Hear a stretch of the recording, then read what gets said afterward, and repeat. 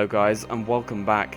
In today's video we're going to be looking at what is next for Tailworlds in the latest Mount & Blade game. The first thing, and one of the most important things to the whole community in my opinion, is the release date. Now Tailworlds have kind of kept it under lock and key, but they have hinted at it at a few interviews, such as the ones following. Okay.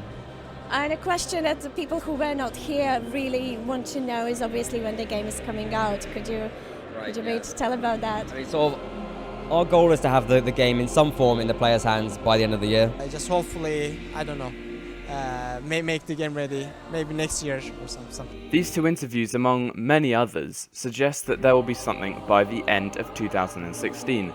Now, I suppose that will be a beta, which leads me on to my next point. Now, in my opinion, the next big thing for Tailworlds is releasing some sort of beta.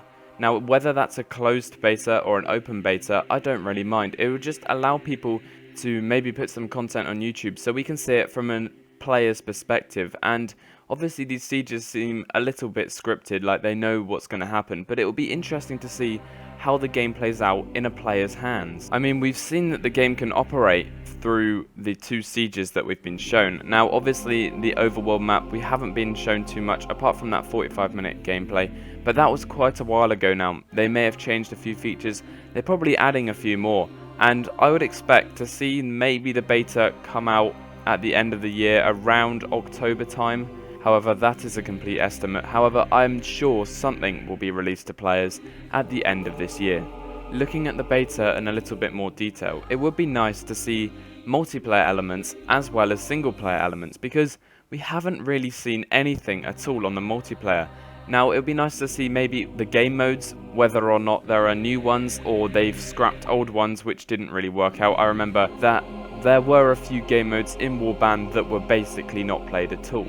It would just be amazing for me personally, as I play multiplayer a lot more than single player, see these sieges that they've done in single player, however, replace the AI with real players, and just see how it plays out with the multiplayer element. I just can't wait for that. That is going to be amazing. However, in the beta, we cannot forget the single player. Now, in my time, I didn't play it as much single player as I did multiplayer, as I mentioned before.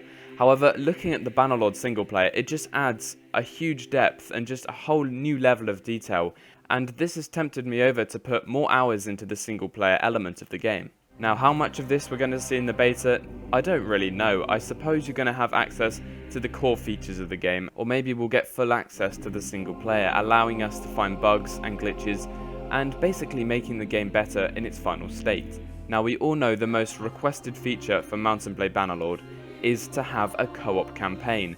Now, for players, it was absolutely incredible when Tailworlds said they were looking into it, and they were maybe going to put it into the game, and it was just amazing. I was so happy at that point. For me personally, as a YouTuber, having a co-op campaign will make the single player so much more exciting for viewers as well as myself. Now, I've been looking at the Tailworlds forums as well as the Steam group, and from what I can pick up, most people believe that the co-op campaign will not have two players with separate parties on the map, as the rules of the engine is when your player moves, everyone else moves. Now, having two real players in one map would just muck that up completely.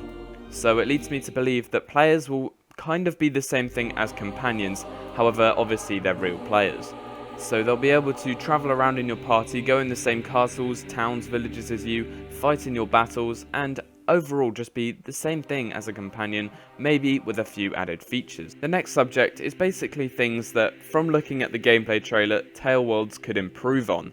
Now, as you can see on screen now, the hair is not animated. Now, we've seen in things like The Witcher and most new games that the hair is animated. Now, having it frozen like that just looks really weird and out of place. I'm sure they'll add it in later on. However, at the moment, it's just something that should be in the game. Now, my second point is something that we saw from the Mount & Blade multiplayer, where arrows could actually penetrate shields on your back, and I always felt like that was something a little bit weird and shouldn't really be in the game. However, we saw this repeatedly in the latest Siege Defense gameplay. and I do hope this is removed for the final game, as it kind of loses the game's realism. My next point is something that would be very nice to see before we actually get access to the closed beta or the open beta, and that would be to see the multiplayer on Showcase. Through, for example, a gameplay trailer or something similar, it would just be nice to see it a lot sooner than maybe when we're going to get access to the beta. Again, we haven't really seen anything on something that I personally really want to see in the game, and that is ship combat. Now, we kind of saw this in Viking Conquest as well as a few other mods, and it was a little bit strange because obviously the ships looked like they were frozen in the water, in my opinion, and you had to go across some kind of gangplank.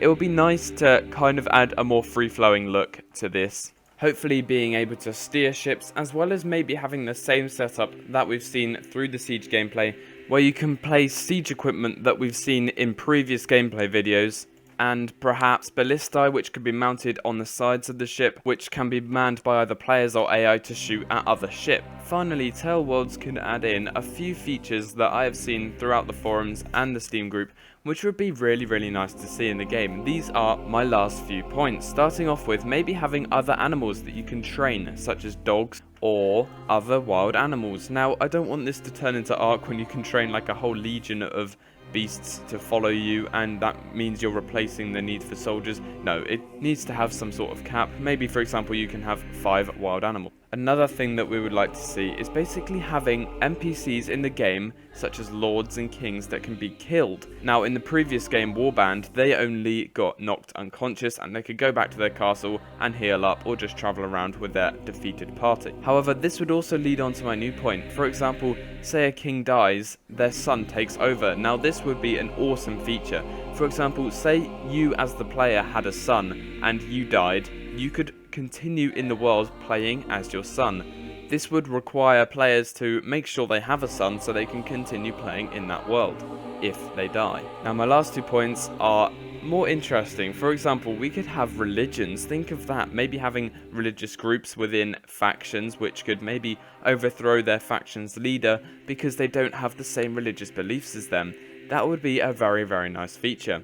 Also, my last point is having natural disasters, for example, plagues, or maybe tsunamis, or things like that. That would add it a little bit more realistic, maybe not as extreme as huge tsunamis or things like that, but I think plague is a more realistic feature. This could be interesting, for example, later on in the game when one faction is dominating, and then plague hits them, and they have to bring back their armies, and they have to fight a war whilst being ridden by plague.